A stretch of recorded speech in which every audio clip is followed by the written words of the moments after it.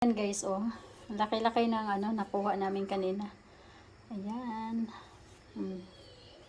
Laki-laki guys.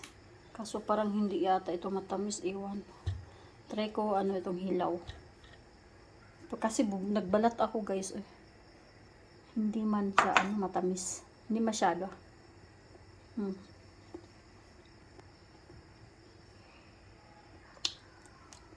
Medyo maasim. Ang laki-laki ng guys. Peaches. Ayan. Laki talaga. Itong ganito guys na hindi pa hinog ay para siyang mangga. Pwede isaw-saw sa bagoong. Ayan. Itong kamatis guys. Oh. Pupunta kami sa sa bundok. Pupunta kami next week. This week guys. Pupunta kami guys. Dami doon guys. Talaga sobra. Inaano-ano na lang. Kaya kaso lang malayo. Ayan guys. Laki-laki ng kamatis guys. Ayan.